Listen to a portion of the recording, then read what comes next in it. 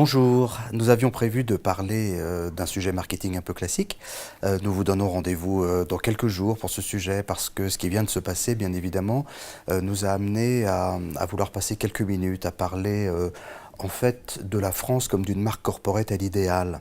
Parce qu'au-delà, bien évidemment, de l'absolu dégoût, de l'effroi, de l'atrocité de ce qui a pu se passer euh, entre les 7 et 10 janvier 2015, il y a le fait que lorsque nous parlons avec nos clients de communication de crise, nous avons pu vivre une sorte de gestion de communication de crise absolument à l'idéal.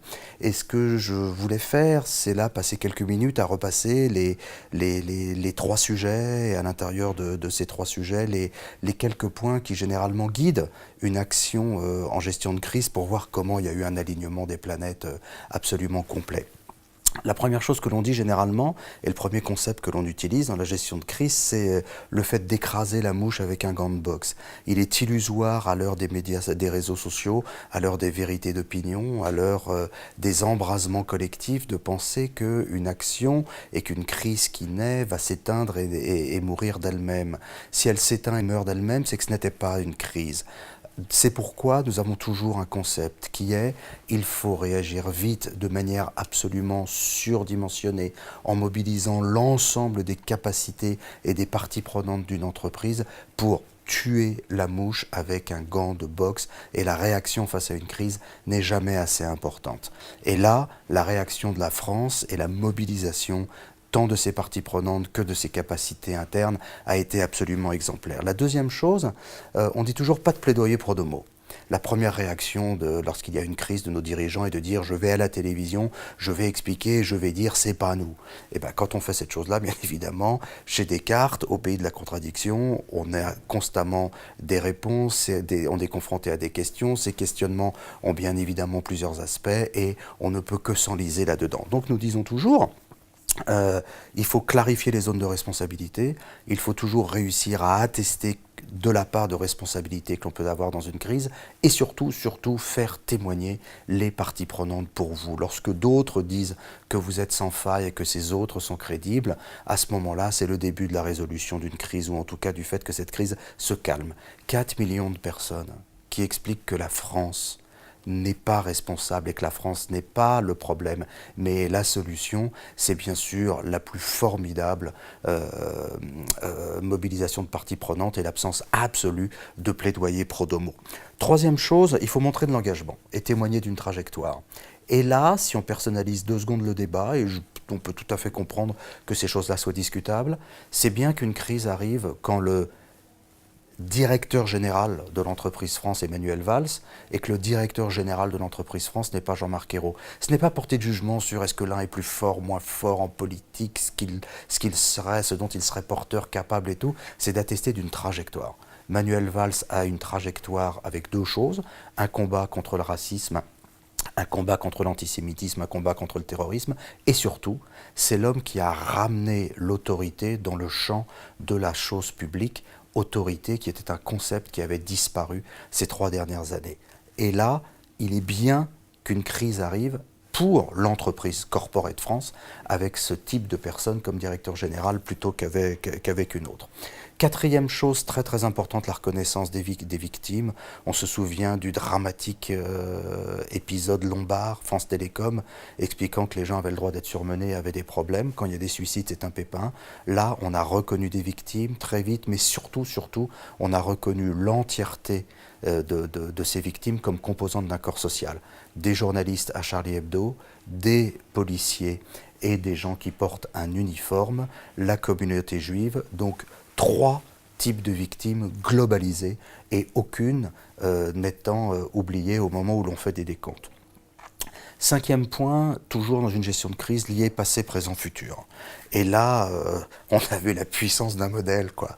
Liberté, égalité, fraternité, la République une et indivisible et la laïcité. Et donc, ça a été quelque chose de formidable. Et on a vu que, en fait, la résolution d'une crise se prépare dans le fait que, bien avant, dans le plus grand nombre d'années possible, on a pu travailler des sujets. Lorsque Carrefour a eu un pépin avec une suspicion de vache folle dans ses assez linéaire il y a maintenant 15 ans, Carrefour a pu attester de la puissance de son modèle à travers ses principes, les principes de précaution, les principes d'intervention, les principes de responsabilité, qui en plus avaient été l'objet d'un certain nombre de campagnes. Et tout le monde se souvient de la conférence de presse de Daniel Bernard, montrant ses affiches derrière lui et disant « ça fait des années que l'on atteste de notre traçabilité, donc nous ne pouvons pas être caution ».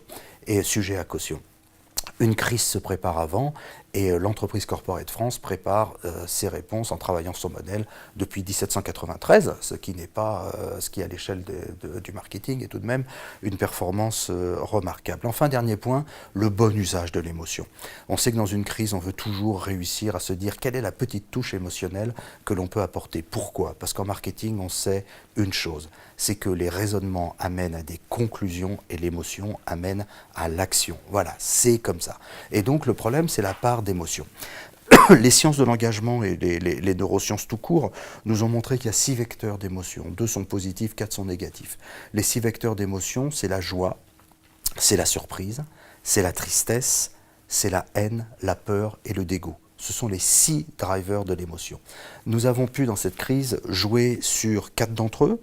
Le dégoût de ce qui s'était passé, l'infinie tristesse de voir ces gens morts, la surprise de voir la réponse du corps social français et la joie de voir ces gens manifester une unité et une réponse collective. Et ça a été très très important. Pourquoi? Parce que les réponses émotionnelles ratent souvent parce qu'elles sont du calcul. Pourquoi elles sont du calcul? On dit toujours les gens surjouent ou ils jouent mal. Ils surjouent pas et ils jouent pas mal. C'est qu'ils ne sont pas sur un de ces 6 vecteurs. Et l'affaire est très très simple en marketing, c'est qu'il faut être sur un de ces 6 vecteurs. Voilà, c'est violent, c'est simple, c'est clair, c'est contraignant, mais c'est comme ça. Et le reste, ça s'appelle du calcul. Alors, après les gestions de crise, on aime souvent se poser des questions très très simples, il y en a 2 hein, en fait, autour des retombées sur la marque et de son offre. La première question que l'on se pose, c'est à quoi sert une marque et est-ce qu'on peut réaffirmer et ancrer un positionnement? Là, la marque Corporate France, elle a réussi à réaffirmer à quoi elle servait. Bon, c'est très gaullien, c'est très robespierrien, mais c'est d'être le phare du monde. Voilà. La France n'est forte que quand elle peut s'élever, se surdimensionner, et c'est toujours un petit pays qui a une vocation universelle. À ma connaissance, il n'y a que 3 pays au monde qui ont une vocation universelle. Les États-Unis, la Grande-Bretagne et la France. C'est un statut que l'histoire vous confère, mais c'est un statut que l'on cherche à gagner. En 89, l'URSS a quitté et abdiqué ce statut. La Chine n'a jamais réussi à l'avoir. Donc la France a pu réaffirmer son positionnement et ancrer en même temps son positionnement. Deuxièmement, on essaye toujours de réfléchir à l'environnement culturel dans lequel s'impose est un produit, ce qui a amené Orange, par exemple, après sa crise, à surdimensionner et à appuyer sur l'aspect « nous faisons communiquer et nous faisons voyager les idées dans le monde ». Et ça avait amené Renault, de la même façon, après ses crises au technocentre, à travailler à fond vers le moteur électrique, vers la sustainability et vers la responsabilité. Dernier point dans une communication de crise, c'est les tremplins pour demain et quels sont les chantiers à ouvrir. Là, les chantiers sont douloureux, on l'a vu avec les réactions à l'école, mais elles sont extrêmement claires. Il y a eu un petit malentendu dans cette manifestation. C'est que dans cette manifestation, tout le monde était autour de la laïcité, autour du triptyque liberté, égalité, fraternité, mais c'était une manifestation mosaïque. Les gens de la postmodernité diraient que c'était une manifestation de partisans de tribus et il y avait plein de petits drapeaux. Et donc il va falloir, et c'est très intéressant parce que la France peut faire modèle à nouveau, et c'est ce qu'elle aime. Elle n'aime rien de moins que de faire modèle parce qu'elle déteste mettre ses pieds dans les traces des autres. Le débat, c'est comment on fait vivre toutes ces communautés dans non pas un bain unificateur, mais un bain qui permet à tout le monde de vivre. Et ce sera un des enjeux fondamentaux de demain. Voilà. Alors, la France corporate est une marque à l'idéal. Parce qu'elle rappelle juste une chose, c'est que les crises et les grands tournants, ça se prépare avant. Tout le monde avait été très étonné lors de l'OPA de Pepsi sur Danone, qu'il y ait une telle résistance du corps social français et des leaders d'opinion et des relais d'opinion. Parce que personne ne voulait qu'un modèle latin et français ne devienne américain, et Pepsi a reculé. Il n'a pas reculé devant l'aspect financier. il a reculé devant la difficulté incommensurable qui se serait ouverte à cette société s'il y avait eu le contrôle de ce qui est en fait un modèle culturel plus qu'une entreprise de produits laitiers ou d'eau minérale ou d'alimentation infantile. Carrefour, j'en ai parlé, c'était pour moi un exemple type. La façon dont Carrefour a traversé la crise de la vache folle, ça a été une chose extraordinaire, alors que pourtant un lot avait été désigné, mais Carrefour avait l'ensemble des moyens pour pouvoir répondre. Voilà. Donc la France est incroyablement forte sur ses crises sociales, elle est incroyablement forte sur ses crises idéologiques. Est-ce qu'elle le serait demain sur ses crises économiques? Est-ce que la marque France dans la compétitivité microéconomique est aussi forte que la marque Corporate France? Bien évidemment non. Pourquoi? On le sait bien, parce que la solidité de son récit économique est à 1000 lieues de la solidité de son récit corporate, de son récit institutionnel, et avec un paradoxe, c'est que la merveilleuse chose qui s'est passée ce week-end va fort probablement, bien évidemment, éloigner encore l'éducation et la nécessité d'avoir un récit économique, parce qu'on se sent si bien à l'intérieur de ce récit idéologique et de ce récit sociologique. Donc,